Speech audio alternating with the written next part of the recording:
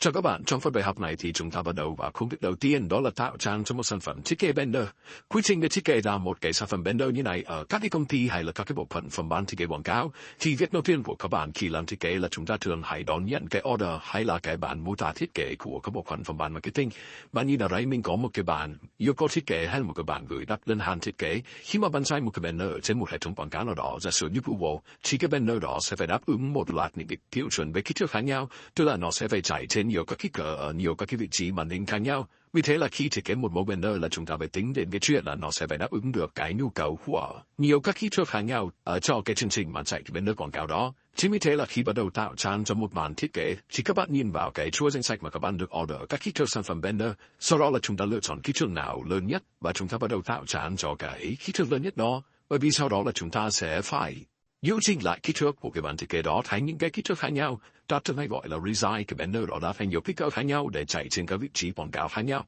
Vậy cho nên là trong cái tình huống đầu tiên của chúng ta đây là mình sẽ tạo ra một tài liệu mới. Ở tài liệu mới này thì mình sẽ sử dụng một cái kích thước cho cái banner của mình. Ở đây thì mình cũng chỉ là giả sử một vấn đề mà khi mà mình làm thiết kế banner thì mình thường hay có một cái size lớn nhất là cái size có chiều ngang là 1.200 pixel và chiều cao là khoảng 600 pixel. Mình sẽ lấy cái size này làm size tiêu chuẩn cho việc tạo trang. Rồi sau đó là những cái banner nhỏ hơn thì mình chỉ việc design nó lại bằng là image size, là mình đã còn những cái bản thiết kế khác mà không lo về cái vấn đề nội suy hình ảnh hay là bị hỏng các pixel là vỡ các pixel khi mà các bạn thu nhỏ lại đi. Khi mà các bạn làm một cái banner mà các bạn chọn cái kích thước bé rồi các bạn lại phóng lớn hay là điều chỉnh image size cho nó lớn lên thì rõ ràng là các bạn sẽ gặp phải vấn đề về điểm ảnh, mà ta đã từng đề cập đến cái điều này ở một cái bài học trước đây khi mà chúng ta đề cập đến vấn đề về image size và resolution. Ở đây thì mình sẽ thiết lập cái mật độ điểm ảnh hay là độ phân giải cho hình ảnh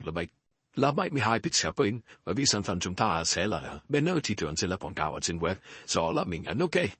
Mà là chúng ta đã tạo ra được một tài liệu mới và bước kế tiếp thì các bạn sẽ tiến hành là biên tập và chỉnh sửa các hình ảnh background hay là lựa chọn các hình background phù hợp với cái bản thiết kế của các bạn. Trong tình huống này thì mình đã có sẵn một cái test hình ảnh background. Công việc của người làm thiết kế banner đó là chúng ta cần phải chuẩn bị được những cái background để minh họa cho sản phẩm banner của mình. Có thể là một background chỉ là màu đơn thuần, hoặc là một cái background nó thể hiện được cái không gian hay là cái sản phẩm thiết kế đó của các bạn. Hay đặc biệt của người làm thiết kế thì hình ảnh là một phần khá là quan trọng. Thế nên nếu mà bạn đang có những cái công việc chủ yếu là tập trung vào việc thiết kế cái banner thì bạn nên sưu tầm cho mình những cái banner trong mọi tình huống để khi cần thiết kế chúng ta sẽ có cái hình ảnh đó để làm nên. Vậy là mình sẽ copy cái hình ảnh này sang phía file tài liệu mới của chúng ta và mô copy cái hình ảnh đó vào cái vị trí chính giữa. Như vậy là bước đầu tiên trong việc xây dựng một cái banner là chúng ta thường bắt đầu bằng tạo ra. Sau đó các bạn đưa vào cái hình ảnh background cho cái banner đó. Ở bài kế tiếp thì mình hướng dẫn các bạn tạo thêm một chút kỹ xảo cho cái banner này để nó trở nên hấp dẫn hơn với cái lệch style mà chúng ta đã học ở các bài trước. Cảm ơn các bạn đã chú ý theo dõi.